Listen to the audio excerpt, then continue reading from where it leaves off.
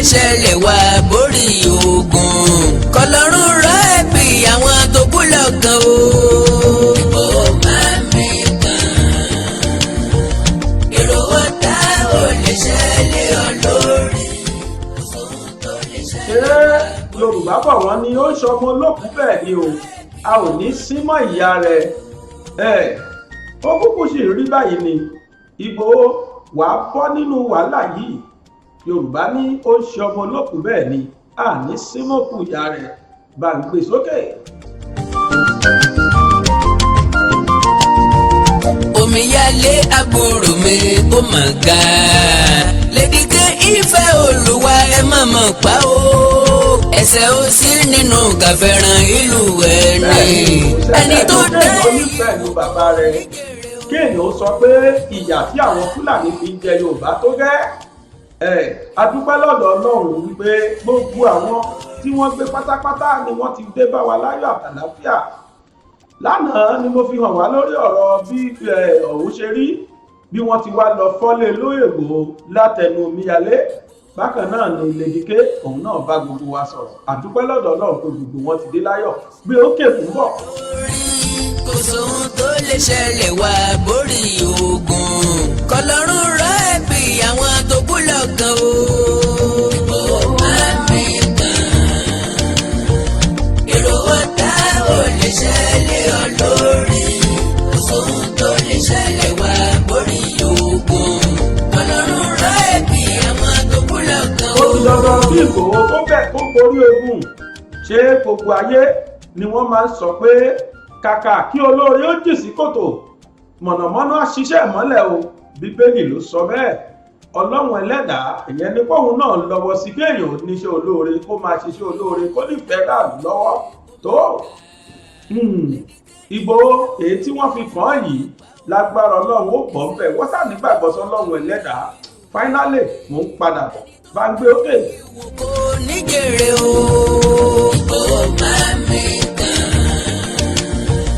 èrò ọ̀tá ò lè ṣẹlẹ̀ olórí kò sóhun tó lè ṣẹlẹ̀ wá borí ogun Ọlọ́run rọ ẹ̀bì àwọn tó kú lọ́gàn o. gbogbo ọ̀tá tó parapọ̀ tí wọ́n sọra wọn di ẹyọ kan gbogbo ọ̀tá tí wọ́n parapọ̀ látòkèèrè láti ìlú òkèèrè látàríwá láti gúúsù láti ìyọ oòrùn àti ìwọ̀ oòrùn tí wọ́n pawọ́pọ̀ lórí Sunday Igboho gbogbo yín pátápátá lẹ́ẹ̀kábàámọ̀ gbẹ̀yìn gbogbo àwọn tó ní kí Igboho kú sọ̀run kí wọ́n má dé mọ́ lójú ayé yín náà ní Igboho ṣe gba freedom lágbára Ọlọ́run tó mo kó nílé mo kálejò mo kí lọ́kùnrin bẹ́ẹ̀ ni mo kí obìnrin mo kí ọmọdé mo kí àgbàlagbà mo kó nílé àtàlejò èyí tí mo fẹ́ fi ṣèwọlé lónìí rèé ọ̀rẹ́ mi èjìké mi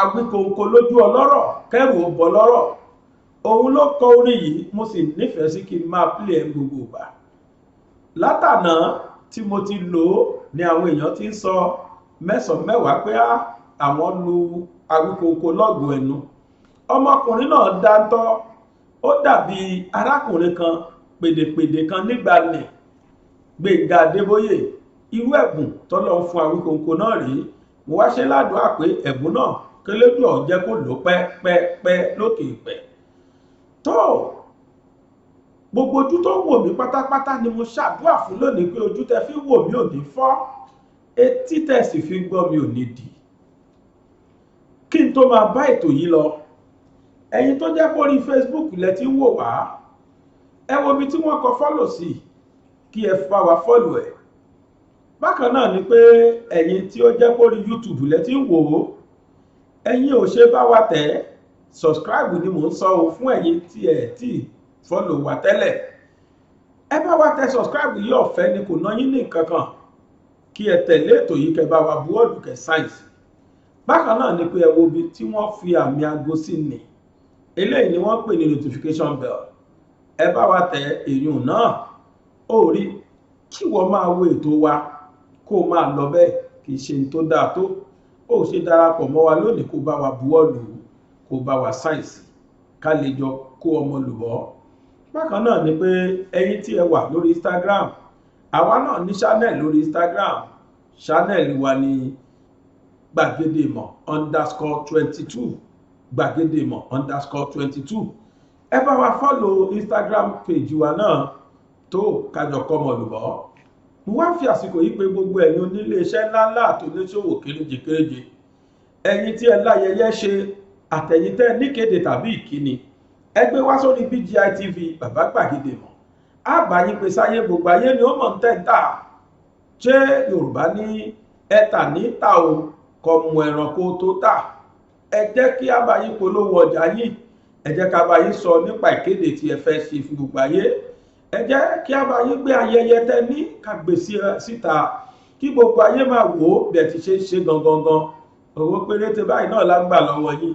ẹ ṣàgbá marketing manager wa láago, nọ́mbà rẹ̀ lẹ́ ń wò ní ojú ìwòran yín yìí. tó ẹ jẹ́ kájọ gbé ètò tòní sí orí agbami, kájọ rìnrìn àjò tòní. ó sì dá mi lójú pé èbúté ayọ̀ báyìí náà la já sí. ẹ jẹ́ àjọ gbé agbádá tòní kaná, kájọ sí oúnjẹ tòní. ó dá mi lójú pé oúnjẹ aládùn lájẹ. ó yá o, ẹ bá mi ká lọ. bá ń gbé ọ̀rọ̀ orin Àwíkóńkó bá ń gbé sókè díẹ̀ lẹ́ẹ̀kan sí. ó yá. èrò wọn tá ò lè ṣẹlẹ̀ ọ lórí, kò sóhun tó lè ṣẹlẹ̀ wá borí ogun. kọlọ́run rọ ẹ̀bì àwọn tó kú lọ́gàn o. ẹ rí pé mo ní kán tún play orin yẹn. ó nídìí fídíò kan ó ní ẹnìkan sẹ́ẹ̀dì sí mi ní láàárọ̀ yìí.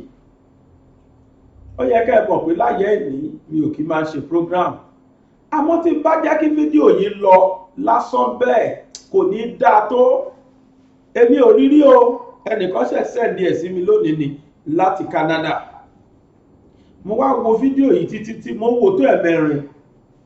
ìdí ni pé ibi tá a bá rò wípé a bá nǹkan kan tó jẹ́ nǹkan kan la bá ń bẹ̀, Yorùbá ní ó máa ń jọni lójú. èmi kì í ṣe abáwọn bú ọba, torí ẹ̀ ni mi ṣe nípa òwe. mo mọ òwe yìí ṣùgbọ́n mi ò ní pa á, torí n tó yẹ ká bá òun kọ́ la bá o. n tó yẹ ká bá kọ́ la bá. tẹ́lẹ̀tẹ́lẹ̀ ẹ rí pé tí n bá ń sọ̀rọ̀ mo máa ń pe gbogbo àwọn àgbàlagbà Yorùbá. àṣé ebi tí ẹ̀yìn àgbàdo sẹ́yìn gbá ni. mi ò tètè mọ̀ wípé ọ̀tọ̀ ni tó wà ní ẹ̀mí àwọn lọ́balọ́ba ilẹ̀ Yorùbá. ẹ jẹ́ bẹ̀rẹ̀ báyìí. ẹ̀yin ọba Yorùbá, ẹ̀yin ọba ilẹ̀ Yorùbá, ẹ yá mi ní etí yín sà. mo ṣe kábíyèsí fún orí adé, kódà mo tún sí fìlà pàápàá. mo súnmọ́ba níwọ̀n ẹgbẹ̀je, mo jìnnà sọ́ba níwọ̀n ẹgbẹ̀fà. arọ́bàfin lọ́ba ń pa. èmi kì í ṣe arọ́bàfin, àmọ́ ń tẹ̀yìn ọba bá ṣe èmi ó sọ ọ́. n ó sọ o, n ò sì ní sọ ní sọ tàbùkù sí yín. mo jẹ́ ẹnìkan tó máa ń pọ́n orí adé lé, àmọ́ torí adé bá ṣe tí ó kù díẹ̀ kí àtó, torí adé bá ṣe tí a rò pé wọ́n lè ṣe, àwa ó sọ síta.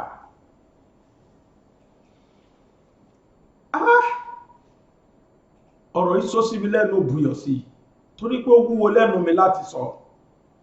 mo sì mọ̀ pé ó súnmọ́ kí ìwọ ti rí àgbéléwò náà wò. kábíyèsí kú bàbá yèyé Ọ̀ọ̀nìrìṣà ti ìlú Ifẹ̀, Ọ̀ọ̀nìrìṣà gbogbo ọba ilẹ̀ Yorùbá. tí wọ́n bá léèyàn nífẹ̀ẹ́ ọba, mi ò rẹ́ni tí mo nífẹ̀ẹ́ tọ́ba yìí. ẹ lọ́ọ́ wo gbogbo àwọn fídíò mi kan sẹ́yìn ní ọdún tó kọjá. ẹ rí kó tó fídíò 3 tí mo ṣe fún Ọ̀ọ̀nìrìṣà. mo ṣe kan fún wọn nígbà tí wọ́n ṣe ayẹyẹ ìgbadé, tí wọ́n ṣe anniversary ìgbadé wọn. mo ṣe kan fún wọn nígbà tí wọ́n bí Tadéníkáwò, ọmọ ọba Tadéníkáwò. mo ṣe kan fún wọn nígbà tí wọ́n ṣe ọjọ́bí. mo tún ṣe kan fún wọn lórí wípé kò sí mi tí ìrírú ọba dáadáa báyìí rí. fídíò 4 ọ̀tọ̀ọ̀tọ̀ ni mo ti ṣe fún Ọ̀ọ̀nìrìṣà tilẹ̀ Ifẹ̀. mi ò rí wọn rí, wọn ò rí mi rí, wọn ò gbà kọ́bọ̀ lọ́wọ́ wọn rí kí n tó máa ṣe àwọn àgbéléwò yìí. Ìdí ni pé nínú àwọn ọba mo nífẹ̀ẹ́ bàbá yìí débi gẹ́, torí pé ó fi ọmọdé joyè ó sì fọgbọ́n àgbà lò ó. Àmọ́ kábíyèsí bí mo ti nífẹ̀ẹ́ yín tó o, fídíò tí mo wò yìí ó jẹ́ n tó bà mí nínú jẹ́ tí mi ò rí bí gbé sí. Kálọ́bà míì ni mo lè má sọ̀rọ̀ rárá, àmọ́ ẹ̀yin ẹ̀yin ni Yorùbá wò lójú bí olórí ọba, ẹ̀yin ni Yorùbá wò lójú gẹ́gẹ́ bí olórí àwọn ọba nílẹ̀ Yorùbá. Ìtẹ́ bá sọ ibi tí tó nítumọ̀ dé, níbi tí ó rìn dé, yóò jẹ́bi tí ó ya gbogbo ayé lẹ́nu. Mo rágbéléwò níbi tí ọba ti sọ pé àwọn lọ sí Àbújá wípé olórí orílẹ̀-èdè wa ó pa àwọn láṣẹ pé káwọn lọ sọ fún Ìgbòho kí Ìgbòho panumọ́ lórí àwọn nǹkan tó ń sọ pé Yorùbá nation no going back, wípé kí Ìgbòho panumọ́ lórí pé kí àwọn Fúlàní fi ìlú àwọn sílẹ̀, àwọn Fúlàní agbénipa. Ọọ̀ni ní kí ọ̀rọ̀ Ìgbòho tó dà báyìí, wọ́n láwọn kìlọ̀ fún kò gbọ́ nìyí, wọ́n láwọn èèyàn ni wọ́n tì í débi tó dé yìí pé torí àwọn sọ fún ká ló ti jáwọ́ jẹ́jẹ́ ni ọ̀rọ̀ yóò ní rí báyìí. Ọ̀rọ̀ yìí bà mí nínú jẹ́ nígbà tí mo wo fídíò yìí. Kí nìdí tó fi bà mí nínú jẹ́ tó bẹ́ẹ̀? Ó ní pé mo rí kó dàbí pé àwọn ọba ilẹ̀ Yorùbá ò mọ kí ni tí ń ṣẹlẹ̀ gan-an nílẹ̀ Yorùbá. Mo rí pé ṣe làwọn ọba Yorùbá rò pé Fúlàní èyí tí wọ́n ń ṣe yìí wọ́n ń ṣe torí pé wọ́n fẹ́ mẹ́ẹ̀kì owó ni. Mo rí pé àwọn ọba Yorùbá rò pé bóyá ní tí Ìgbòho ń ṣe yìí o, bóyá ó ń ṣe sápò ara ẹ̀ àbí láti lè fi mẹ́ẹ̀kì orúkọ àbí láti lè fi mẹ́ẹ̀kì owó, bóyá láti lè fi ní orúkọ tàbí láti lè fi kówó jọ. Torí tí kì í bá ṣe bẹ́ẹ̀, bàbá Tadéníkáwò kábíyèsí orí adé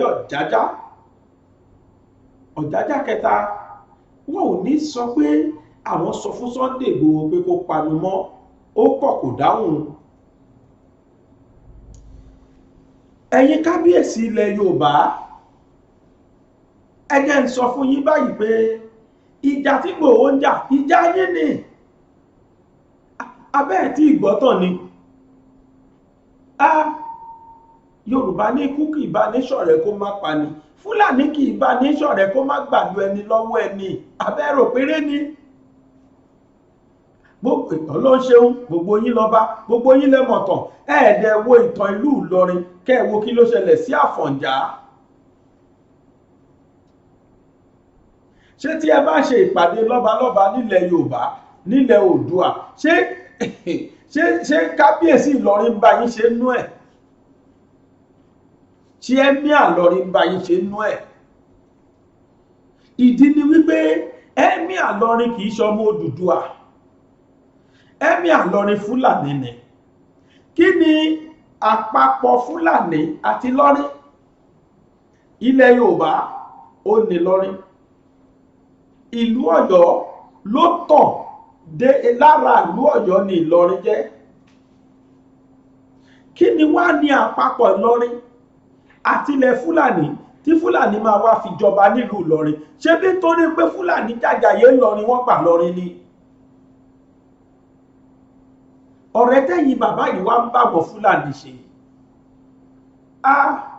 Àwọn kan wà wọ́n máa ń pè wọ́n ní kíníkan eléjò, àwọn tí wọ́n máa ń gbé ejò yìí ká.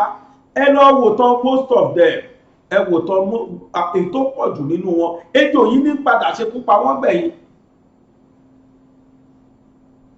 Fúlàní tẹ́ ń wò ní ejò ni wọ́n tí wọn ò ṣe é dùn lẹ́nu nu, ejò ni wọ́n tí wọn ò ṣe é bá ṣọ̀rẹ́. Ẹ wá ń sọ̀pọ̀tì wọn, ohun tí wọ́n sọ èyí náà ń tẹ̀lé. Bàbá ẹ wá sọ pé ìjọba ní kí Ìgbòho panu mọ́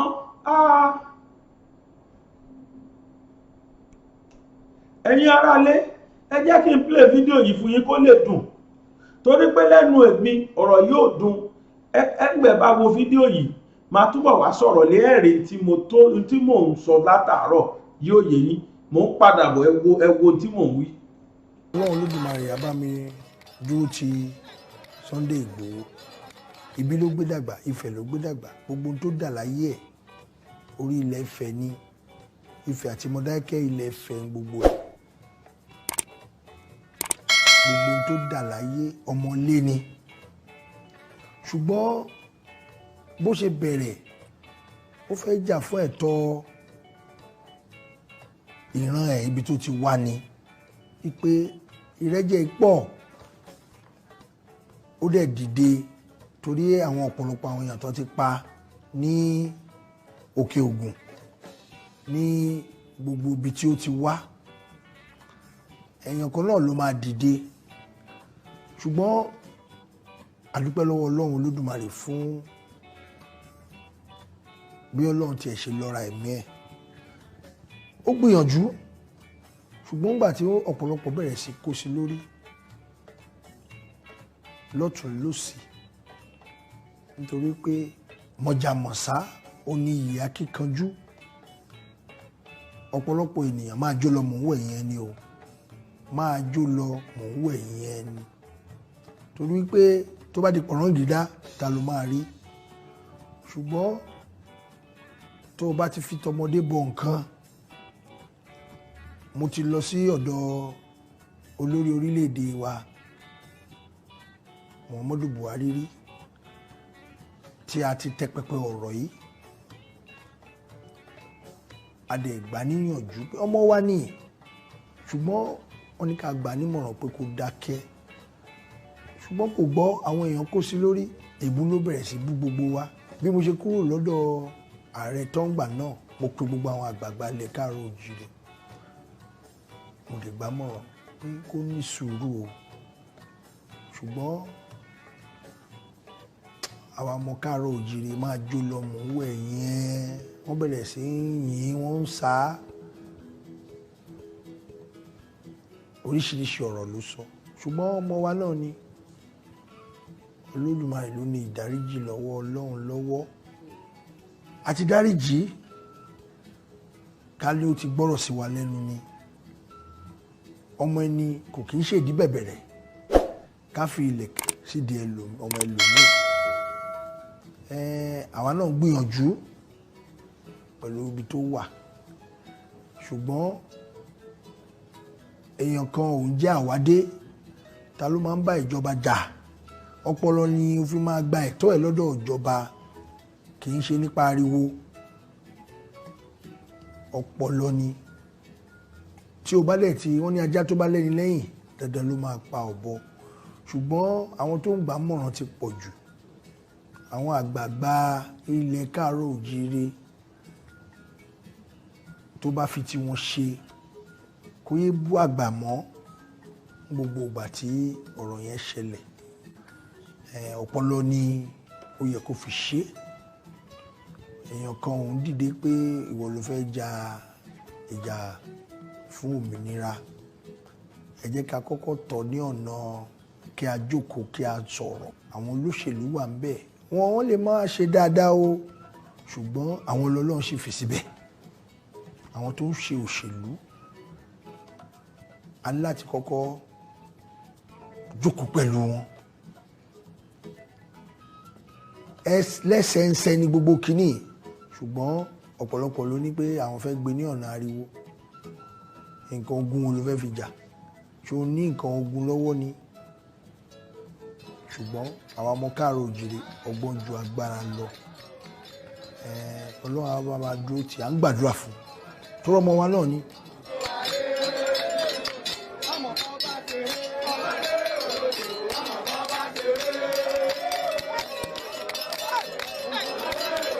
kárìn kápọ̀ yíyẹ ló máa ń yẹ ni ṣùgbọ́n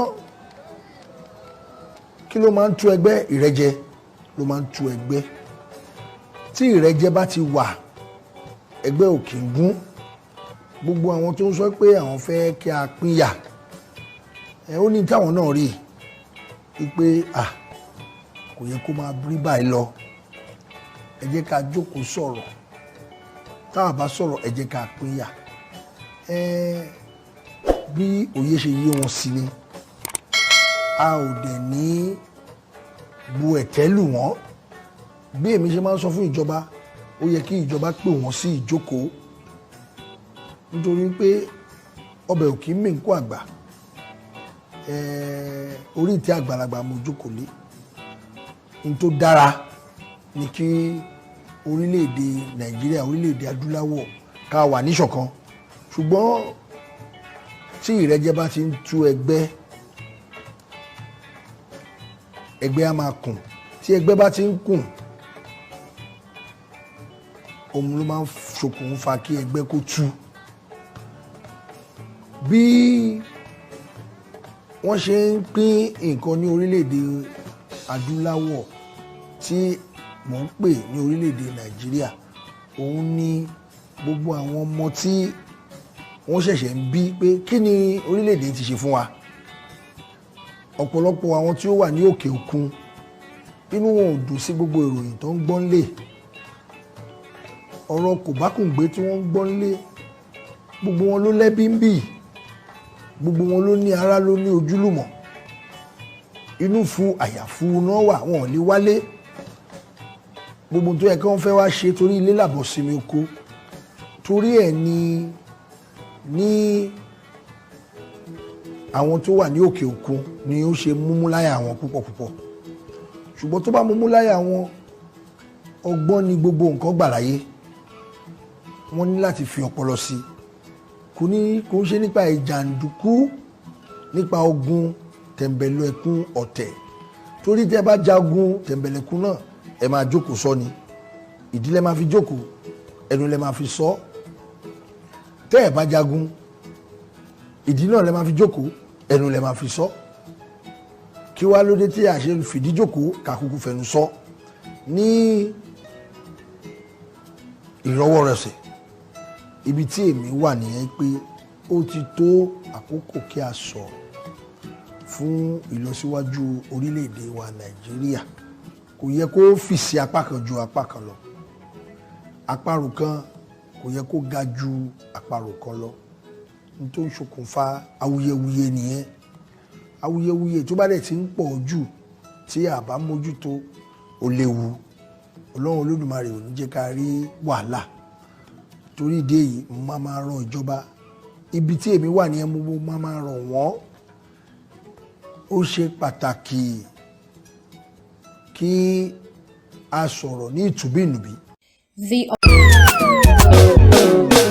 Ilẹ̀kẹ̀ pọ̀ ń gbó kí ṣọ̀gbó tó yan kele láàyò. Ọ̀pọ̀ igi ní ń bẹ ní gbó ká tó fi gé ọmọ gbẹ́gbẹ̀dù. Ilé ìwé Calvary tí ń bẹ ní Arépo. Ọ̀gá ni kọ́ń láwùjọ òkúta mo gbà. Kákọ́ ọmọ ní ìmọ̀ ẹ̀kọ́ ìwé tó yanrantí tí ò lábùlà. Àní tẹ̀gàn ní ẹ̀. Ilé ìwé Calvary ni ẹjẹ́ àgbé fún o. Yàrá ìkówèésí tó kún fọ́fọ́ fún ojúlówó ìwé. Yàrá àṣedọ́rawò tó ní àwọn irinṣẹ́ ìgbàlódé tí ìmọ̀ ìjìnlẹ̀ bíbá. Yàrá ìkàwé tí ń pe ọmọ wá kàmí. Dánwò ń ló bí ìyá ọ̀kẹ́rẹ́. Àyè ìgbaniwọlé ń bẹ sí àwọn yàrá ìkàwé bíi ìwé ń derí àbá òṣòfò, nursery, primary, girama kékeré, tòun girama àgbà. Ìjọba lù ló ń tẹ̀ gbà. Calvary Group of Schools ń bẹ ní 125 Calvary Avenue, Pipeline, Arepo, ìjọba ìbílẹ̀ Ọbáfẹ́mi Owódé, ìpínlẹ̀ Ògùn. Ìkànnì ìbánidọ́rẹ̀ẹ́ wọn rèé o @School Calvary tàbí ìkànnì tọrọ yín léka wọn www.calvarygroupofschools.com. Ẹ̀rọ ìbánisọ̀rọ̀ tẹ́lẹ̀ kàn sí rèé 08164335641 tàbí 07039884475. Calvary Group of Schools, trust in God.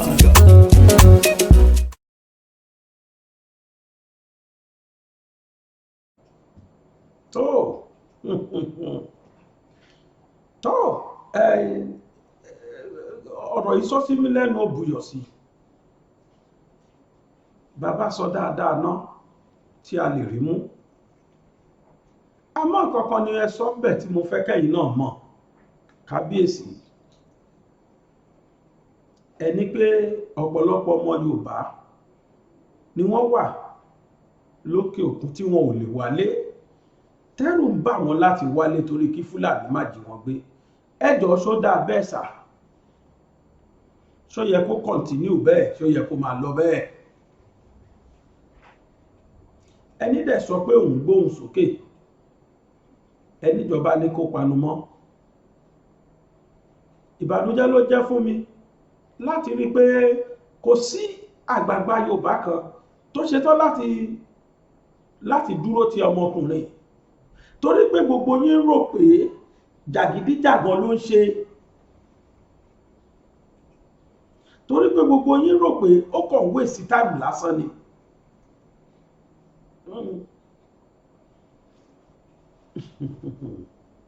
Mo fẹ́ kí gbogbo ẹ̀yin lọ́balọ́ba, lóyèlóyè, ẹ̀yin àgbààgbà, mo fẹ́ kẹ́ padà lọ kàtàn o.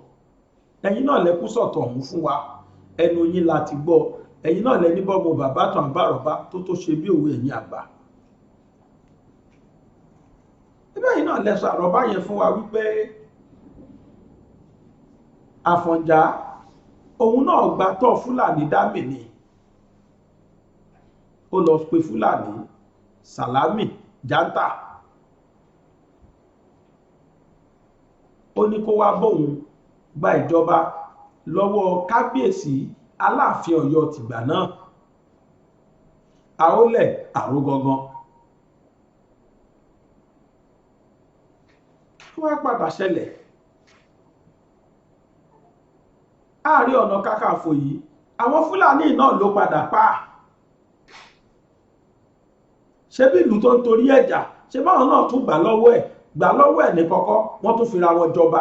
Ìran Àfọ̀njá kan kò lè jọba nílùú Ìlọrin àfi tọ́lọ́run ń bá padà ṣe.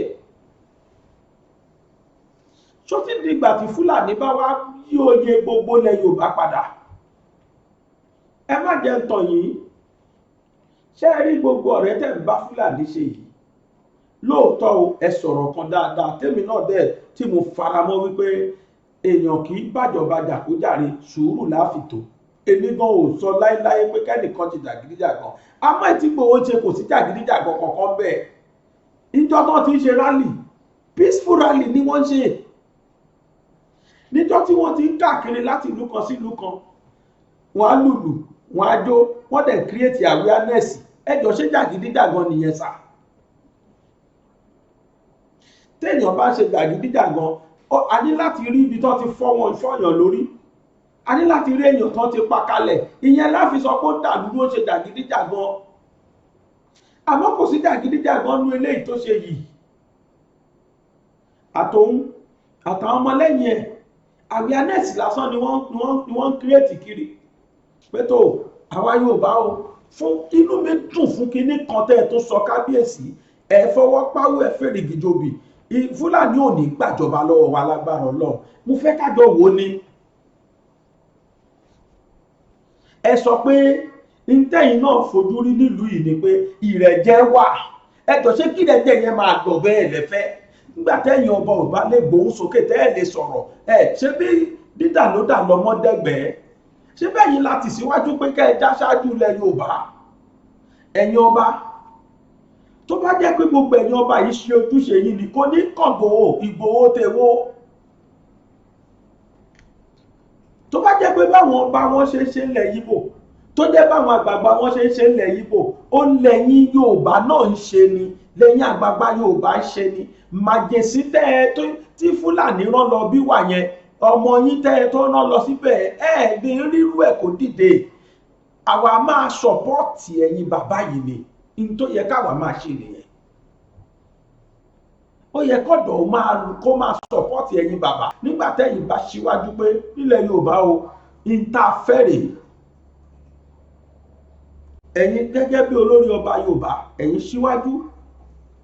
Aláàfin tó tún dó lórí ọba Yorùbá, òun náà tẹ̀lé. Àkàrígbò lẹ̀rẹ̀ mọ́, kí lórúkọ tìjẹ̀bú, Àwùjalẹ̀ tìjẹ̀bú, kábíyèsí Aláké tilẹ̀ gbà, àwọn ọba bẹ́ẹ̀, Ewí Ọ̀fadó, Òṣèmàwé àti gbogbo wọn bẹ́ẹ̀ tí wọ́n dìde tádétádé lórí tìlẹ̀kẹ̀ lọ́rùn àti ìrùkẹ̀rẹ̀ lọ́wọ́ tẹ́ wá kọjá sásọ̀rọ̀. Ọgbà arákùnrin, ilẹ̀ Yorùbá dìbò fún ẹ, ṣùgbọ́n arábí tó ń pa wá ya àfẹ́ ìta fẹ́rẹ̀ tó lé ní kí wọ́n lọ pa gbogbo yín láíláí. tí wọ́n bá fẹ́ rí dínkù yín ló ṣe yẹ kí ọ̀dọ́ dìde pé rárá o ẹ lè rí dínkù àwọn àgbàlagbà wa o. but situation tó jẹ́ pé ẹ̀yin tó yẹ kẹ́ ẹ jẹ́ àgbà tó máa defend ilẹ̀ Yorùbá lẹ́sọ̀n tẹ̀ ń sọ lẹ́nu yìí pé a sọ fún Ìgbòho kó dákẹ́ jàgídíjàgan ó jẹ́ nǹkan tó bà mí lẹ́rù, ó sọ sí mi lẹ́nu, ó buyọ̀ sí bẹ́ẹ̀ mo fọlọ́run bá búra ìjà ẹ̀yìn ọba yìí lolóyè Sunday Ìgbòho jà, nítorí pé tí Fúlàní bá dé torótoró tí wọ́n bá ṣetán láti gbálẹ̀ Yorùbá gẹ́gẹ́ bẹ́yìn náà ṣe sọ ẹni jà nǹkan ọjà ogun wo làwa ní, nǹkan ọjà ogun wo Yorùbá ní nígbà táwọn Fúlàní bá dé torótoró tán ebe ẹ mọ̀ tán sà USL kábíyèsí your highness ebe ẹ mọ̀ tán tí kì bá ṣọpẹ́lọpẹ́ Ìbàdàn tó lọ bá wa stop ogun yìí lógun Jálumi ní Òṣogbo kí lẹ rò pé ìbá ṣẹlẹ̀? ṣé a máa gbá láàfin Ọ̀yọ́ mọ́ ni? Emir of Ọ̀yọ́ làbá máa gbọ́ nísìnyí, ṣé a máa gbá lákè tilẹ̀ gbà mọ́? Emir of Aké làbá máa gbọ́ ní ìtàwí yìí tá a bá yọwọ́ pé Ọlọ́run ṣeun tó lu àwọn Ìbàdàn. Àrọ̀bá lèmi sọ mo mọ̀ pé ìmọ̀ rìjínà tán. ṣé ẹ rí dídákẹ́ yín àti mímá romance àwọn Fúlàní tẹ́ ẹ bá ṣọ̀rẹ́ yìí bí Àfọ̀njá ṣe kábàámọ̀ Ọlọ́run má jẹ́ kẹ́yìn àgbààgbà Yorùbá náà kábàámọ̀.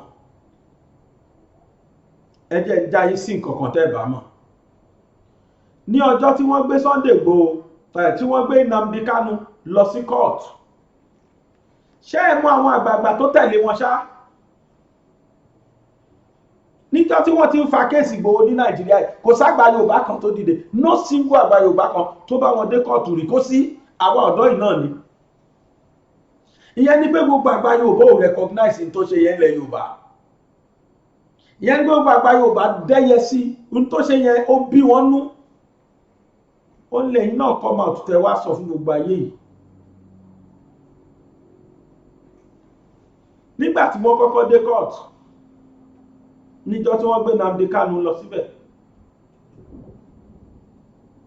nígbà tí DSS ti rí pé àwọn lọ́yà àtàwọn àgbààgbà ilẹ̀ Yíbò ti dìde, àwọn DSS dìhà ogun mọ́ra ni.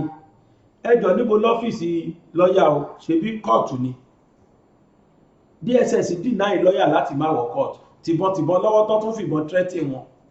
kí n tó máa bọ́rọ̀ mi lọ fídíò ẹ̀tẹ́ kọ̀kọ́ já wo bẹ́ẹ̀ náà mò ń bọ̀. And also threatened to kill me. See this one. See, I'm here. He threatened to beat me in court of law. One day you will need justice and you approach the court. Look at them, all of them, with gun inside the courtroom. Look at all of them here. Even when you are giving this kind of injustice, they will sack them without any firing. As if that is enough. If these people can they stand the Sultan of Sokoto, can Sultan of Sokoto be seated outside? Look at Okwadike. This is His Excellency, a former governor in this country, sitting down outside the courtroom because the unwielding DSS refused lawyers and the elder statesman like him not to have access to the courtroom. Make una tell us, is this a democracy? I thought judiciary is independent. Let the world hear this. ṣé àwọn oríṣiríṣi àwọn tó wá ṣé gbọ́dọ̀ lẹ́nu lọ́yà yẹn ní tí wọ́n ṣe fún wọn nìyẹn jọ yẹn tọ́jẹ̀ kan wọlé kì í wá ṣe lọ́yà nìkan. ṣé ẹ gbọ́ pé former governor wà ń bẹ̀? former governor ilẹ̀ Yorùbá mélòó ló sọ̀rọ̀ sí? Eze tó bá kan wà ń bẹ̀ níjọ́ náà, ọba kan wà ń bẹ̀ tó tẹ̀lé Nnamdi Kanu wá tí wọ́n wá sí court. ẹ wo lawyers ìparọ́ o, wọ́n dìdí lọ gbé àwọn ọba yẹn, àwọn olórí yẹn, àwọn àgbààgbà tó tẹ̀lé wọn wá. ẹ wo wọn, ẹ wo bí wọ́n tún lé lẹ́yìn tí DSS tún lé wọn, wọ́n tún lọ jókòó síbi ká gbàgbà tàdé lórí tilẹ̀kẹ̀ lọ́rùn. wọn ò lọ torí pé àwọn òògùn ọ̀fẹ́ ṣe kí ni mo lè pè náà torí pé wọ́n rí àwọn fojú ara wọn rí wípé ìdákẹ́ àwọn ó lè gbadé yẹn kúrò lórí àwọn ìdákẹ́ àwọn sí tí Fúlàní ṣe ó lè gbalẹ̀kẹ̀ kúrò lọ́rùn àwọn ó lè sọ àwọn di ordinary citizen ṣe bí nígbà téèyàn wà nípò náà ń pè lọ́ba ẹ wo àwọn àgbààgbà yẹn mò ń bọ̀. Including a former governor. Yes, sir. Exactly, sir. The minimum is sir. I'm here with Ndi Karaka in Igbo land that has come to witness the trial of Mazi Nnamdi Kanu. But unfortunately, they were not allowed in, as well as many other lawyers. This situation is being state managed. Only God knows what is going on inside. Because I thought that justice is spirit. We can only see it done. That is when we know there is justice. And not technical, as it is being done here. With the DSS armed to the teeth, waiting to shoot at anybody. It's really very unfortunate. That is the situation we found ourselves. And that is why we are not going to relent in supporting Nnamdi Kanu. Because if such a thing can be done to these great personalities in Igbo land, in the next 50 years, Igbo will be going to extinction. Honestly, stress will be, we'll we can't take it. We will go to the land. Honestly, I'm saddened. I'm not happy. Everybody, I've been here since 6:30 a.m. Up till now, I'm still outside. It's unfortunate. Are you with the guard of the So, God will help us. We'll continue to fight on until justice is done. Thank you. Thank you. Ẹ wo ìyàtọ̀ méjèèjì. Àwọn àgbààgbà tí wọ́n lẹ̀ Ìgbò lẹ́rí yẹn o. Tí àwọn àgbà tí wá sọ pé àwọn sọ fún Sunday Igboho kó yé ṣe jàgídíjàgan. Sunday Igboho ò pa ẹnikẹ́ni o, kò fàdíyà o, kò bọ́ọ̀bù kóòtù o, kò bọ́ọ̀bù police station o, kò bọ́ọ̀bù ọgbà ẹ̀wọ̀n o. Pẹ̀lú ẹ̀ àtúnsọ pé ó ṣe jàgídíjàgan. Ṣùgbọ́n àwọn tí wọ́n tún identify pẹ̀lú Nnamdi Kanu yìí ṣé ẹ gbàgbé ìtú táwọn ọmọ tí ẹ ti pa ṣé ẹ gbàgbé ìtú táwọn ọmọ ẹ ti pa ṣọlọ́pàá ní ká sọ tí wọ́n ti rán sọ́run ṣáwọn àmì tí wọ́n fẹ́ dọ̀yà háwọn tó ti rán sọ́run ṣé police station tí wọ́n ti dáná sun ṣọ́gbà ẹ̀wọ̀n tí wọ́n ti dáná sun pẹ̀lú ẹ̀ àwọn àgbààgbà wọ́n tún ṣe identify pẹ̀lú wọn pé ọmọ wa ni bójá wa ni àti gbé lẹ̀. Ìgbòho sí ẹyọ kan nínú gbogbo tí mo kà yìí kò sí ẹyọ kan tó ṣe nínú gbogbo ẹ̀ pẹ̀lú ẹ̀ oníkálùkù sáwọn ọ̀fẹ́ kan mọ àwọn ọmọ kan bá máa mú àwọn ọmọ ooo ẹ wá jẹ́ kí n wá breaking news tí mo torí ẹ̀ jókòó lénìí. Bàbá wa ò ní kádé pẹ́ lórí bàbá kí bàtà pẹ́ lẹ́sẹ̀. Ẹ wá tún gbọ́n tẹ́ ẹ̀ tí gbọ́ tẹ́lẹ̀ o ṣùgbọ́n bẹ́ẹ̀ ṣe jọba mo mọ̀ pé ẹ ti gbọ́.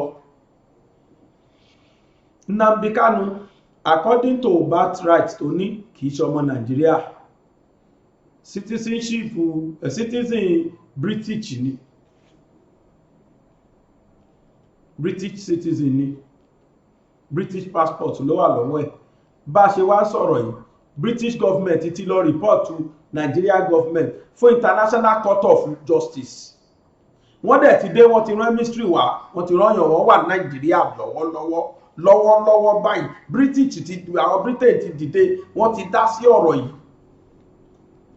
Nígbà tí wọ́n máa sọ̀rọ̀ wọ́n ní unlawful detention ni wọ́n detain ọmọ àwọn wọ́n ní wọ́n fìyà jẹ wọ́n jẹ́ kó násẹ̀tì sí lọ́yà wọ́n jẹ́ kí n tó sọ̀rọ̀ jù ẹgbọ́n ọ̀kan tí máa yẹn sọ torí pé ẹni bá máa parọ́ alẹ́lẹ́rìí òun wà lálákejì English ló sọ o ńgbẹ báwo tó máa tún tó sọ Yorùbá ẹ tó represent àwọn British tí wọ́n wá àwọn British Army pàápàá tó wà nù wọn tí wọ́n represent wọn tí wọ́n wá nítorí Nàìjíríà ìlú Nàìjíríà ni wọ́n ti interview wọn o kì í ṣọ̀rọ̀ bójúbójú kankan kì í ṣe ìtawà ń ṣe bọ́kọ̀bọ́kọ̀ àlùbọ̀kọ̀ táwa ń ṣe ẹjọ́ ẹnjíníà bá gbé sí mo ń bọ̀. Wonderful welcome. First, I'd like to send my greetings to all the people of Nigeria. I've been treated with unexcelled hospitality and generosity. So I want to express those sentiments to feel welcomed from the United States. Before I arrived in Abuja, I spent some time in Geneva, where there's a working group on arbitrary detention.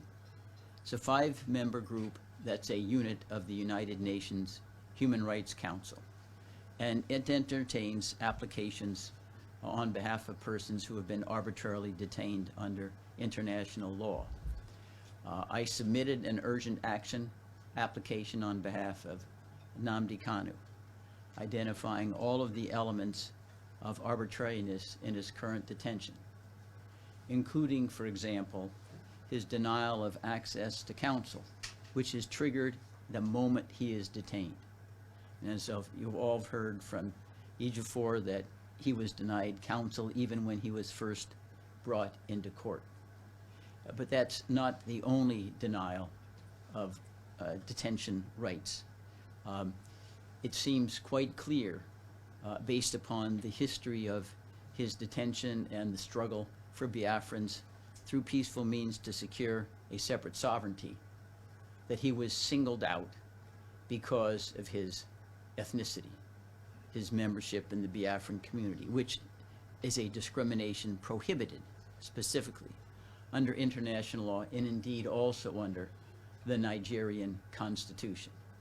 If you read the counts in the complaint, now 7, they come at the 11th hour, which is quite irregular. Ordinarily, you accuse someone before a few days before a trial. They consist of activities that are commonplace for all sorts of Nigerians. And why is Nnamdi Kanu the only one charged with such extravagant crimes as treason, levying war against Nigeria? But in addition to those violations of international law, the fact that he was kidnapped, he was tortured, he was extraordinarily renditioned to Nigeria without any due process of law is also illustrative of the arbitrariness of his detention. And you can think of the irregularity by contemplating the following. At the time that he was delivered from Kenya to Nigeria, he had not even been charged with 4 of the 7 counts that are now laid against him, that were not advanced and articulated until last week. He couldn't possibly have been extradited even before legal means. Under the urgent action process in the working group, the Nigerian foreign minister was immediately notified of the allegations in our complaint. In an ordinary case, there's 60-day response time, but because there's a jeopardy to Nnamdi Kanu's health, including the lack of access to professional medical care, it's on a fast track. If the foreign minister responds, and at present he is not, then I will be permitted an opportunity to answer. But the working group is endowed with authority to make final definitive pronouncements on international law. And the Nigerian government is a signatory to the critical documents, the International Covenant on Civil and Political Rights and the Universal Declaration of Human Rights, which bind the government of Nigeria to adherence. And a pronouncement by the working group of arbitrary detention would be a critical weakness in the movement for even a trial for someone who has been illegally captured and delivered. It is a fundamental principle, a universal principle of law, domestic and international, that the government should not be able to profit from its own wrongdoing or criminality. And if you permit governments to kidnap and torture and then try persons illegally, you're then emboldening governments to serve as kind of vigilante justice, running around all the world, capturing any of their dissidents with no due process and bringing them back to trial. After I completed my work in Geneva, then I traveled to Athens.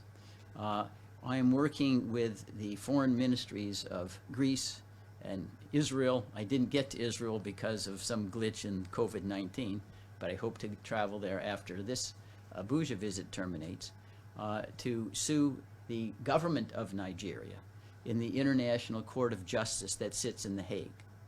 The International Court of Justice is not like the International Criminal Court. The International Court of Justice only entertains suits between nations. Most recently, in a case very similar to the one concerning Nigeria, the Gambia sued Myanmar in the International Court of Justice for genocide against the Rohingya, and they won early court battles. So the nations bringing suit don't necessarily have to be the ones suffering from the wrongdoing. And the International Court of Justice has a history of trying genocide cases, stemming back to the wars that erupted after Yugoslavia disintegrated, Serbia, Croatia, Bosnia, Herzegovina. There are 9-year terms for 15 members of the High Court that sits in the International Court of Justice, but we think this is important to have a platform that exposes the daily horrors and atrocities that are inflicted on peaceful civilians in the Southeast. I want to underscore that this issue of the upheavals and strife in Nigeria are not intended to point one group against another. The idea is to make everybody better off. There's not enmity, there shouldn't be enmity between the Fulani, the Biafrans, the Yoruba. We can work towards a process where everybody in the long run benefits. And I think one of the models that can be utilized in terms of peaceful way in which to reorganize the Nigerian dispensation that benefits all is Czechoslovakia. After the Cold War ended, they had the Czechs and Slovaks were all under one umbrella, Czechoslovakia. But they decided they simply had different histories, different ethoses, and they needed to separate peacefully, which they did, separated the assets and the liabilities and whatever. So there's no reason why there has to be violence, even if there is a change in the structure of Nigeria. And I want to conclude by welcoming everyone who's in attendance here, and this, the wonderful legal team that Nnamdi Kanu has put together, I'm proud to be a part of.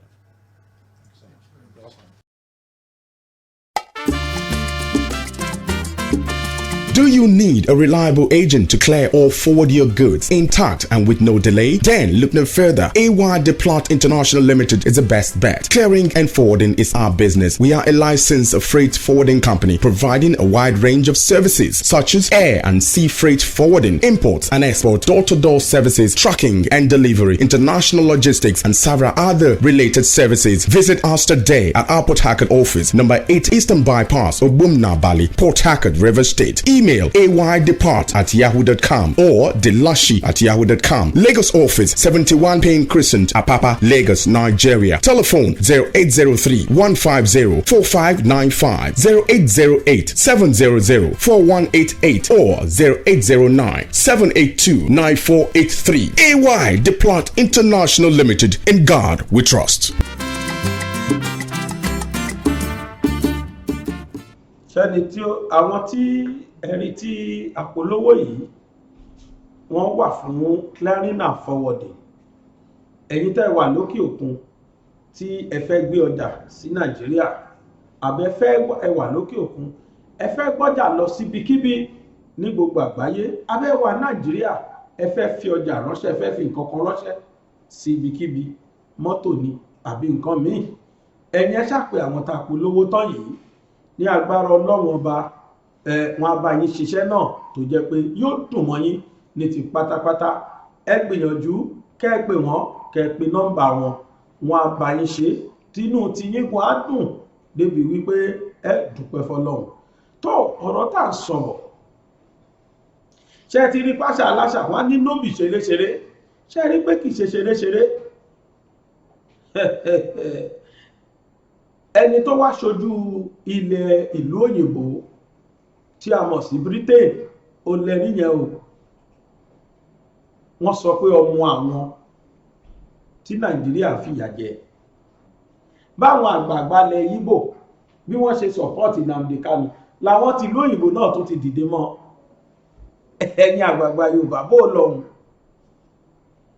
ìṣẹ̀lẹ̀ fi Ìgbòho nìkan lẹ́dá fi sílẹ̀ sáyé ẹ̀ tẹ́ẹ̀dẹ̀ tó ń kílèmù pé pẹ́pẹ́sẹ́ o alágídí ni ẹ kò ń gbọ́ràn torí ta ni ò ṣe ń gbọ́ràn kí ni tó ń ṣe kí ni tó ń jà fún kí ló ń jìyà fún ṣé torí ìtara ẹ̀ ni àbí torí ọmọ ṣé torí dámì ni àbáwọn ọmọ ẹ̀ tó wà Germany ló torí wọn jìyà ẹbí torí Yorùbá ni ṣé bọ́rọ̀ Yorùbá ló sọ ẹ̀yin bàbá yìí ló yẹ kẹ́ ẹ kọ́ síwájú kò tí ẹ yẹ kó kòun rárá ó yẹ káwa jẹ́ sọ̀pọ̀tà lásán ni ní agbára Ọlọ́run ọba Ìgbò ò ní ṣubú dànù làgbà tó gbé orí yẹn sókè mú bọ̀.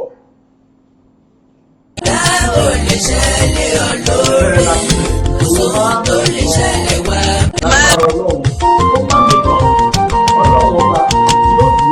Ìgbòho máa mi kàn èrò wọn tá ó lè ṣẹlẹ̀ olórí kò sóhun tó lè ṣẹlẹ̀ wá borí ogun kọlọ́run rọ ẹ̀bì àwọn tó kú lọ́gàn o. Ìgbòho máa mi ṣẹlẹ̀ olórí kò sóhun tó lè ṣẹlẹ̀ wá borí ogun Ọlọ́run rẹ̀ bí ọmọ tó kú lọ́kàn. ó di dandan kí Ìgbòho kó borí ogun ní agbára Ọlọ́run ọba Ẹlẹ́dàá yóò borí ogun ó tiẹ̀ ti borí ẹ wo ohun tó ń ṣẹlẹ̀ káàkiri ẹ wòyà tí wọ́n fi ń jẹ Yorùbá ẹ jẹ́ tún já yín sí kinní kan bóyá kò yé yín lọ́wọ́lọ́wọ́ yìí ní Ìkẹjà police station Ìkẹjà police college àtàwọn police college míì tó wà lẹ̀ Yorùbá mo fẹ́ kẹ́ worú ìyà tí wọ́n fi ń jẹ wọ́n lọ́wọ́lọ́wọ́ tí ò lè ṣẹlẹ̀ bẹ́ẹ̀ ní Òkè Ọya àwọn ọmọ wa tí wọ́n náà gbàdàjàgbà síṣẹ́ ọlọ́pàá 150 naira ni wọ́n ní kó máa fi jẹun lójúmọ́ oúnjẹ àárọ̀ oúnjẹ ọ̀sán oúnjẹ alẹ́ 150 naira so ṣe gbọ́ kẹ́ ẹ ní kí ẹ̀dá kan ná 50 naira láàárọ̀ láìsọmọ òkókó Nàìjíríà tá a wà yìí o kò sí rẹsì 50 naira o pé wọ́n ń ṣe rẹsì tà ẹ wá fẹ́ lọ ra rẹsì 50 naira wọn ò ní tà fún yín wá ní kò sí torí ọmọye táwọn ra bag of rice kẹ́ fún ọmọ kékeré ló pé gba o 50 naira lọ ra ráìsì kó jẹ wọ́n á sọ fún pé kò sí ẹ wà fún àwọn ọmọ tiwa tí wọ́n lọ kọ́ṣẹ́ ọlọ́pàá ẹ fún wọn ní 50 naira fún oúnjẹ àárọ̀ 50 naira fún oúnjẹ ọ̀sán 50 naira fún oúnjẹ alẹ́ wọ́n ní 150 náà ya máàkì fọmọ kọ̀ọ̀kan lójúmọ́ kan gbàmọ́kọ́ wo fídíò yẹn mo ní ṣé 150,000 àbí 150 naira wọ́n ní 150 naira wọ́n wá jẹun bí ẹlẹ́wọ̀n gan a kì í fún lóúnjẹ irú oúnjẹ tán fún wọn jẹ nígbà tẹ́mi wà lọ́gbà ẹ̀wọ̀n tẹ́mi ṣiṣẹ́ ń bẹ̀ a kì í fún ẹlẹ́wọ̀n ní tí wọ́n jẹ yẹn jẹ tẹ́lẹ̀wọ̀n bá máa jẹ ẹja dọ̀la wọ́n sì ṣe bẹ́ẹ̀ lọ́gbà ẹ̀wọ̀n tẹ́lẹ̀wọ̀n bá máa jẹ ẹja ó kéré tán wá gé ọjà yẹn bí àtẹ́lẹwọ́ mi yìí ni ó kéré tán torí pé wọ́n mọ̀ pé èèyàn náà lẹ́lẹ́wọ̀n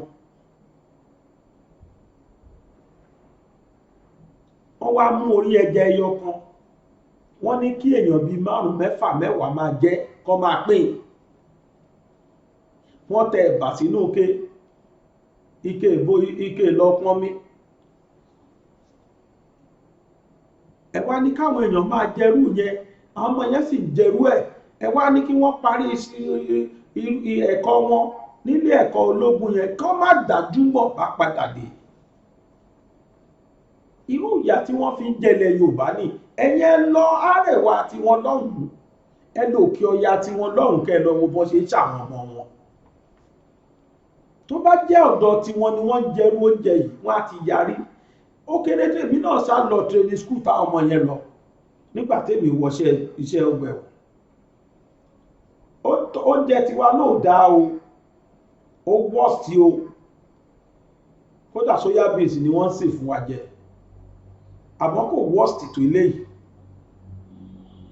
ẹ wo tí mò ń wí rèé ẹ wo ìyà tí wọ́n fi ń jẹ ọmọ yẹn. How much is for feeding per day, for instance? As at now? Yeah. For the recruits? Yeah. 150 naira. Per day? Per day. That's a 50 naira per meal. It's too meager. 150 naira for a day may sound unbelievable, but unfortunately, it is true.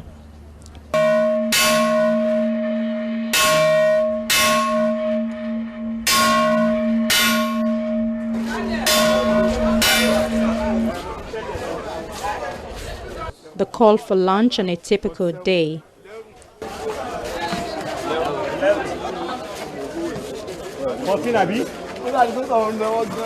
After the queue for their ration, this is what 50 recruits get to share.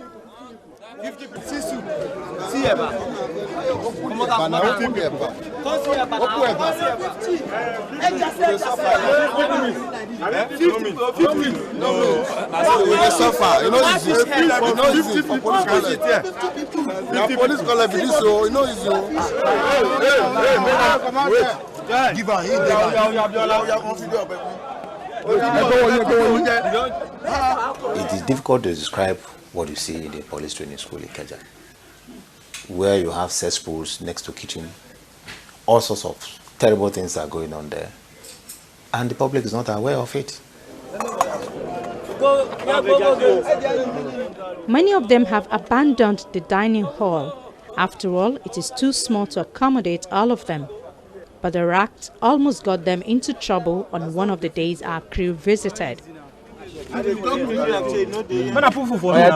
you know they can put for me small. Allows that you will have not been using the dining to eat. That somebody said, Madam said nobody should use the dining. Who is the person that instruction was given to? Let me see you now. The headmaster has told you, if you are caught eating outside, you're on your own. Here,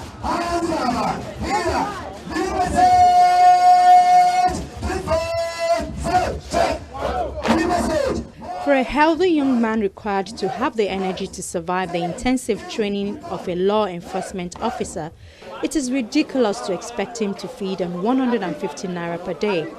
Although they weren't permitted to speak to us on camera, during our interaction with them, we found out how they survive, albeit illegally. If we expect anything good from the police, we must at least, give them something in return. The way things are now, it's like you are expecting something from nothing. This is next to impossible, for a man that has not been taken care of at all to come and protect you. It's not possible. Many balk at their motto, police is your friend, while they cannot be blamed because of their experience with the officers of the Nigerian police. To change this trend, something has to be done. The earlier, the better for everyone. Ayola Kasim reporting for Channels Television News.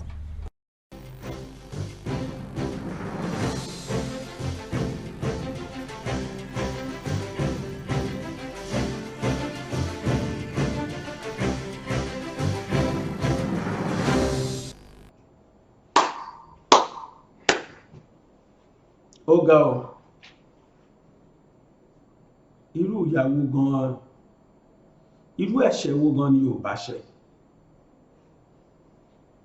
Alẹ́ mi tí ẹ rò pé èèyàn 5-6, mo ti gbàgbé pé èèyàn 50 orí ẹja ẹyọ kan. Ẹ wá ní káwọn ọmọ yẹn jáde training school. Kán kó yúnífọ́ọ̀mù sí wọn lọ́rùn kan máa yàwèrè sí gbòòrò. Èmi kan táwọn ọmọ ẹ̀ sàṣì yẹn ń jà fúngbà yẹn, wọ́n rò pọ̀ ń jà fúnra, ọmọ kan ń gbèjà ọlọ́pàá náà nú ẹ̀. Ọ̀rọ̀ ti dábó, àfikọ́ lọ́hun gbà wá. ọ̀rọ̀ ti kọjá bá a ṣe pé àfikọ́ lọ ń gbà wá ní ìgbà tí àwọn Ìgbò tí wọ́n ti succeed débi wípé International Court of Justice ti bá wọn dá sọ̀rọ̀ wọn Yorùbá ń gbọ́dọ̀ wá wà lóòótọ́ o ọmọkùnrin tó sọ̀rọ̀ yẹn o òyìnbó yẹn ó sọ ń bẹ̀ náà wípé okay mo promise pé máa sọ tó sọ Yorùbá ẹ má bínú ara tó yìnbó ti ẹ sọ ni pé òun wá sí Nàìjíríà láti wá mú ti International Court of Justice invitation letter lórí ọ̀rọ̀ Kanu àwọn tí sue Nigeria government sí kóòtù sí International Court of Justice wípé invitation letter ti Nigeria government làwọn wá fún ó láwọn nìkan dẹ̀ àwọn kọ́ làwọn kọ́kọ́ ṣe bẹ́ẹ̀ ó dárúkọ àwọn ìlú mẹ́fà kan tí wọ́n ti gbé lọ sí International Court of Justice ó dárúkọ wọn bákan náà ni pé ó ní tó ṣẹlẹ̀ ni pé inú àwọn ò dùn sí pẹ̀lú ìyà tí wọ́n fi jẹ Nnamdi Kanu ó lákọ̀ọ́kọ́ náà bọ́ ṣe arrest ẹ̀ ó ló rọ́ǹgì ó nítorí pé wọ́n fi ẹ̀sùn kọ́kọ́ kan tán fi gbé ó láwọn ẹ̀sùn tí wọ́n ṣẹ̀ṣẹ̀ wá gbé wáyé nígbàjọ́ tí wọ́n gbé dé court àwọn ẹ̀sùn kan ṣẹ̀ wá fi kàn yẹn ó ní ìtúrísì pé wọ́n ò tí ì fi kàn tẹ́lẹ̀ kan tó lọ gbé láti fi tán ti gbé ó ní pé àwọn ti lọ fẹjọ́ Nàìjíríà sùn ní International Court of Justice ẹlẹ́ẹ̀kejì ni pé ó ní gbogbo ìfìyàjẹni tí Fúlàní ń fìyàjẹni Ìgbò àti Yorùbá ó ní gbogbo ẹ̀ làwọn rí ó dárúkọ Yorùbá mọ́ ṣé ká wá sọ pé Ìgbò ni ó máa bá wa Yorùbá gbèjà ni tí Yorùbá dẹ̀ ní àgbààgbà ń bẹ tí Yorùbá láwọn tó nífọ̀n tó lé ìkànnà ń bẹ ara tọmọkùnrin sọ̀rọ̀ èmi ò fi bẹ́ẹ̀ gbòyìnbó àmọ́ wọn gba tátàtà tó ta sí mi létí ó ní mo sọ yìí ẹ̀yin tẹ́ ẹ gbọ́ gan-an ẹ bá tún kọ sí kọ́mẹ̀ntì tẹ́ ẹ tún gbọ́ àwọn díẹ̀díẹ̀ tèmi mi ò lọ léèwé mi kàwé àwọn ọkọ́ kéèké tí mò ń gbọ́ yìí òpó náà ni mo sọ yẹn ní bínú ẹ wo tán fún àwọn ọmọ wa jẹ ní training school tó bójú mu ojoojúmọ́ dẹ̀ ni wọ́n kó mẹ́sàn-án mẹ́wàá lọ kúrò nílẹ̀ Yorùbá ni wọ́n kówó wa lọ ẹnìkan pè mí lánàá ó fi fídíò kan ránṣẹ́ sí mi pé kí n wo ṣíìpù ó ní ṣíìpù àwọn ológun láti ìlú òyìnbó ó ló ti wọ Nàìjíríà ó mo ní ara gbogbo ìrọ́kọ mi ni pé ìsọkúsọ tó máa ń sọ tẹ́lẹ̀ bọ́n ti ṣe ń sọ yẹn ni àmọ́ tí mo rí ìgbà èmi lẹ́rù o ṣíìpù kí ni ká pè ta ni wọ́n fẹ́ lò fún torí pé àwọn British Army náà wà láàrin wọn b'Amẹ́ríkà mẹ́dẹ̀ ni ṣíìpù yẹn bo ló ti ń bọ̀ kó tó wá balẹ̀ sí Nàìjíríà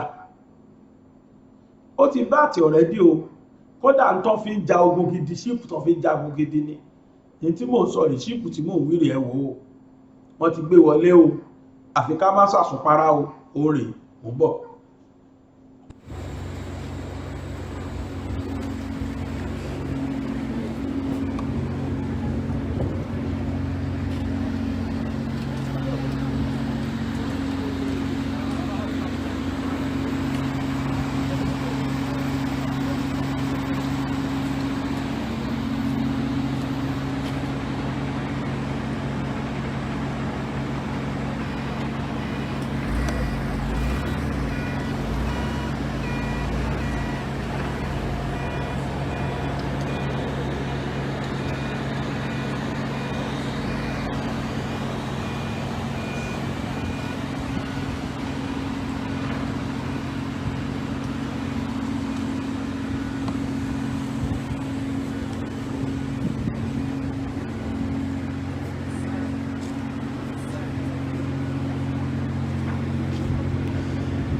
We dey live from Lagos here na Apapa, the Apapa where they here, Apapa Wharf. And there we dey from bring on a live coverage of the arrival of the British warship where arrived Nigeria over the weekend. This na the warship, he entered Nigeria over the weekend. And today, someone touch this area, see what the warship look like. And I am be with the face here, so we don't see Oyibo then wait there inside and we carry we wear British military uniform them, their navy uniform them. And they even carry their rifles on top. And now we will go march enter inside the ship. If you look where you see gun everywhere on top. See that one, one of the guns, so well positioned. I say it carry enough assault rifles inside. All those ones say they watch inside moving and then we will see here. So when we enter inside the ship, then gonna brief us fully, waiting the ship can Niger can do. But for now, we did here live to give them a clip. We're gonna see with our eyes, waiting it be like to enter British warship.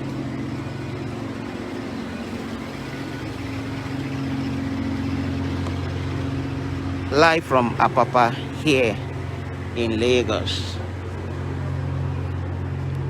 This one Nigerian Navy there.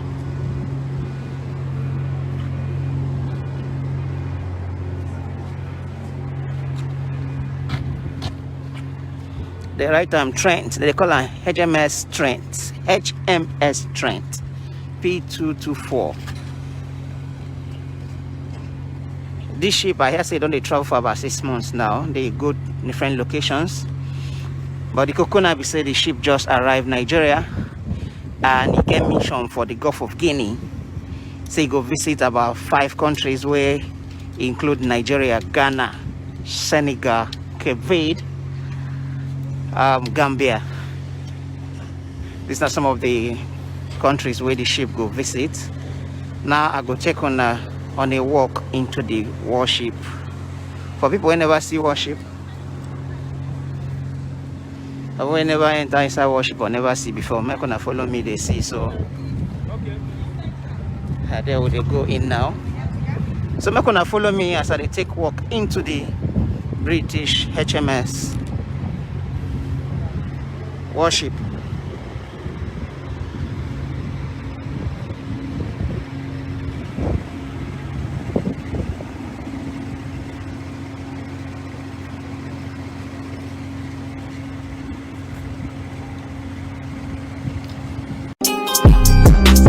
Categories of schools of learning are within our vicinity. Citadel of Learning are in existence today, but Calvary Group of Schools, Arepo, is one in a million. Teaching of students with suitable learning and understanding with excellence, Calvary Group of School is the best choice with a conducive teaching environment. Equipped library with basics books, certified laboratory with modern scientific equipment, conducive attractive teaching classrooms. Give it a trial as it convinces you. Admission is still in progress into these following classes: crèche, nursery, primary, junior secondary school, and senior secondary school. Calvary Group of Schools is a government-approved school situated at number 1 to 5 Calvary Avenue, Pipeline, Arepo, Obafemi Owodo Local Government Area, Ogun State. Calvary Group of Schools mail is school@calvarygroupofschools.com. admin@calvarygroupofschools.com. Facebook handle @school Calvary. Website address www.calvarygroupofschools.com. Phone numbers 081-6433-5641 or 070-3988-4475. Calvary Group of Schools. Trust in God, building on solid foundation.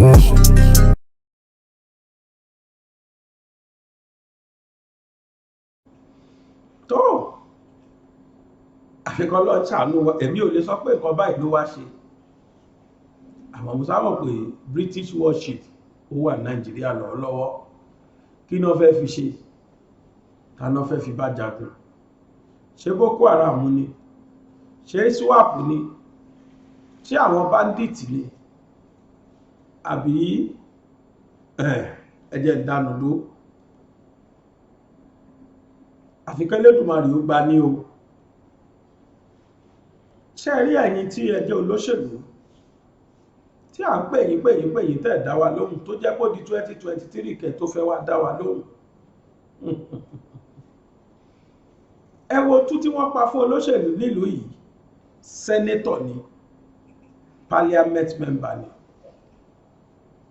yìí tí wọ́n ṣe ìnáká ní Nàìjíríà ní gbogbo àwọn tó ṣe yẹn pátá ni wọ́n ti máa bọ́m̀bù mọ́lé tàbí kọ́ lọ yìnbọn pa gbogbo wọn serving parliament member torí pé kò ṣe táwọn èèyàn fẹ́ kò ṣe dáadáa ẹ wo tú tí wọ́n pa fún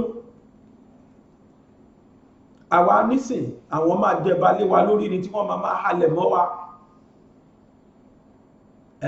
ẹ wo tán ṣe fún parliament member yìí ó dìgbà tọ́rọ̀ Nàìjíríà náà bá dàbẹ̀.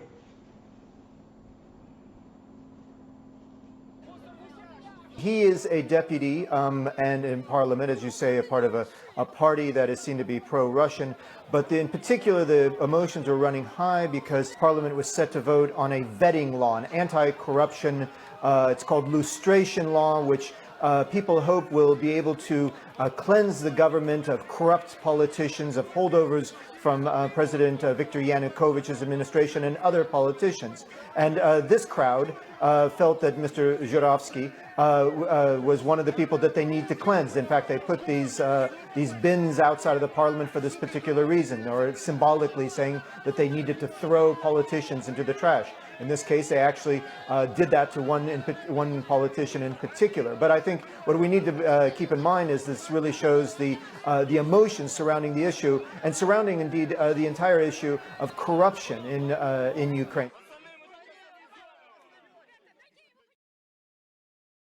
tó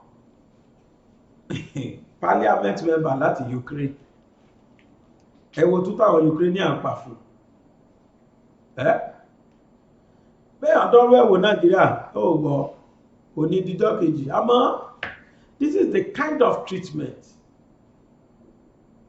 tó yẹ kí wọ́n máa fún àwọn tí wọ́n láwọn ṣojú wa tí wọ́n fìyà jẹ wá ẹ wo tún tọ́ pa fún wọ́n kì mọ́lẹ̀ wọ́n jù sínú dustbin wọ́n tún kó dọ̀tí lé lórí tóun náà bá padà sí house ó dá mi lójú bá jẹ́ kórí òun pé nílùú tó lófin àfikọ́ lọ ṣàánú wa kábíyèsí ọ̀dọ̀ yìí ni mo tún fẹ́ parí ọ̀rọ̀ sí lálẹ́ ní pé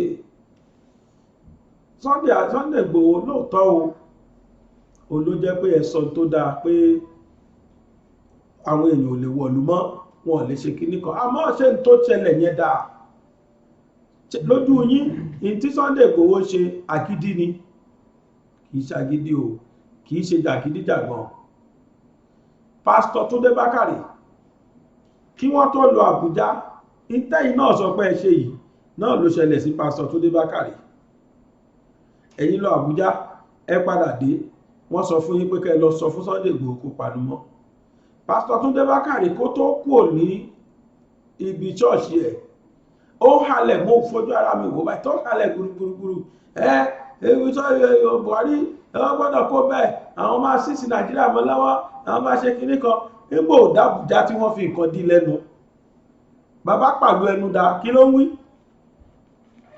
ó ní fẹ́nikẹ́ni láti jẹ́ nǹkankan nínú òṣèlú Nàìjíríà yìí àfi kó lọ gbà yọ̀ǹda lọ́wọ́ àwọn Fúlàní mo rẹ́rìn bóyá mi ò dẹ̀ tú ọ̀rọ̀ yẹn dáadáa English ni wọ́n kọ ẹwọ̀n pé mi ò kàwé oníkó tó lè jẹ́ nǹkankan Nàìjíríà yìí àfi kó kọ́kọ́ lọ tẹríba fún Fúlàní o gbò lọ Àbújá tó dé tó yẹ kó rí bẹ́ẹ̀ when this man was talking gbàtàn sọ̀rọ̀ nígbà yẹn mo wò pé tó bóyá Ìgbòho mi ló tún dìde yìí o àmọ́ ìyàlẹ́nu ni gbàtàn náà d'Àbújá tán fún wọn láti láwí tọ́rí bọ́hùn ṣe rí wọn yá panu mọ́ irú yẹn ni Ìgbòho ṣe irú Ghana must go bẹ́ẹ̀ ni ò rẹ́dì láti gbà ló dọ̀ta gbogbo ilé dọ̀ta gbogbo kò yìí Gumi kẹrì ọ̀rọ̀ kan ṣó ẹ ti ẹ̀jẹ̀ káwọn àgbà ẹ̀yìn àgbàpá yóò bẹ́ẹ̀ fi bí ìwò ẹ̀yìn tẹ́ ní Sunday ṣe jàgídíjàgan àwọn fi àdàbà tí wọ́n fi ìyẹ́ bu ọmọ tí ẹ̀yìn wá expose ọmọ tí yín síta wípé káṣà wá gbé àfẹ́mọ̀ pé tẹ́ ṣe rèé Gumi tún sì sọ lánàá ìjọ Sunday wípé tí wọ́n bá lè ṣe mistake pé àwọn bandit ní terrorist pẹ̀rẹ́ Nàìjíríà yìí ó máa dàrú ni ó máa bàjẹ́ ni bí èèyàn kan bá sọrú ẹ̀ jáde lẹ́nu lẹ̀ Yorùbá wọ́n á gbé wá ló ń dàlúrú kí ló ṣe fún Gumi wà bẹ́ẹ̀ tó mú tó yan tó gbé gbèsè ayé tó hùn ó ti sọ tó worst jù yẹn lọ rí in tó dẹ̀ sọ yẹn ṣe treasonable statement ìdìtẹ̀gbàjọba ní lábẹ́ òfin. Ṣé wá gbọ́ kán fòbí kan òfin kankan gbé látijọ́ yìí? Yóò kàn máa threatening tẹ́ bá ṣe nǹkan báyìí Nàìjíríà máa dàrú ni, ó máa kú ni. Irú statement bẹ́ẹ̀ yẹn gangan ló yẹ kó arrest èèyàn fún. Ó yẹ kó ti gbé Gumi ti pẹ́, ṣùgbọ́n nítorí pójọ́ ọmọ wọn ẹ̀yìn ní kan gbé wọ́n lọ́mọ ẹni kì í ṣèdí bẹ̀bẹ̀rẹ̀ ká fìsí ilẹ̀kẹ̀ sídìí ọmọ ẹlòmíì. Ọmọ tí yín ṣèdí bẹ̀bẹ̀rẹ̀ ẹ̀yìn lọ fi díẹ̀ lẹ̀kẹ̀ ẹ̀yìn lọ fi lẹ̀kẹ̀ sídìí ọmọ ẹlòmíì ni. Àwọn fọwọ́ bo àwọn ọmọ wọn lọ, wọ́n rí gbogbo tó ń ṣe wọn kí ẹ̀ ní. Wọ́n mọ̀ pé Fúlàní jíyàn gbé wọn kí ẹ̀ ní. Ẹ̀yẹn jẹ́ kí Yorùbá kan dọ́rú ẹ̀wò kan mú kẹ́wò kí ló fẹ́ ṣẹlẹ̀. Ìtí Gumi sọ yẹn Yorùbá kan tó bá bí kú kó fẹ́nu ara ẹ̀ sọrú ẹ̀ gangan wọ́n gbé ní lẹ́sẹ̀kẹsẹ̀. Adẹ̀lájúlé àwò àtúwọ́n sọ pé jàgídíjàgan tí Ìgbòho ṣe àwọn èèyàn ló tì máa jó lọ mọ̀ wọ́ ẹ̀yìn ẹ̀tọ́ ṣe fún kò ní kú sí o, kò ní kú sí lágbára Ọlọ́run. Ní agbára Ọlọ́run máa yọ ńbẹ̀ pẹ̀lú ògo Ọlọ́run. Lágbára Ọlọ́run ilẹ̀ Yorùbá yìí máa délé rí ògo, máa délé rí ayọ̀ lágbára Ọlọ́run ẹlẹ́dẹ̀. Yín bàbá yìí náà ẹ̀ ní kú ẹ̀ ní rùn lójú ayé yín ni, ṣùgbọ́n mo mọ̀ pé ṣì máa apologize, ẹ̀ dẹ̀ ṣì máa yìn wá, ẹ̀ ṣì máa sọ pé a ṣeun, ẹ̀ mọ̀ pé bó ṣe máa ríre lágbára Ọlọ́run. Oníyanṣẹ́ ọlọ́kà ṣe ògbẹ̀ tó bá fìfẹ́ jẹ tèmi gbóyìn náà ni mo kí wípé ẹ ṣeun. Èmi ọmọ yín náà ni Aláwìyé Adébáyọ̀ Sàbúrì ọmọ Bàtíṣà lábẹ́kúta. Wo kí n tó máa lọ orin yẹn lóhùn mi kí n fi lọ orin Ìgbòho má mi kàn bá mi play ẹ̀ kí gbogbo àlàyé rí kí n wá tó máa lọ. Jẹ́ tó rán létí ìwọ tí o bá ti subscribe sí channel wa, obi tí wọ́n kọ subscribe sí kó bá wa tẹ̀. Bákan náà ni pé obi tí wọ́n fi àmì aago sí bá wa tẹ̀. Tó bá ti tẹ̀ wá rí agbé àwọn options kan wá ìwọ sá tẹ̀ all. Tó bá ti tẹ̀ all gbogbo gbà tí fídíò bá ti ń jáde sórí channel yìí ó máa rí wò kedere. Oníyanṣẹ́ ọlọ́kà ṣe gbọ́ ẹ̀tẹ́ fẹ́ àfẹ́fẹ́ jẹ tènùgbò iná làdúpẹ́ lọ́wọ́ ẹ̀. Èmi Aláwìyé Sàbúrì ọmọ Bàtíṣà lábẹ́kúta. Òun náà ló fásitì kò sọ fún wa pé láyọ̀. Mami kan èrò ọ̀tá ò lè ṣẹlẹ̀ ọ lórí, kò sóhun tó lè ṣẹlẹ̀ wá borí ogun.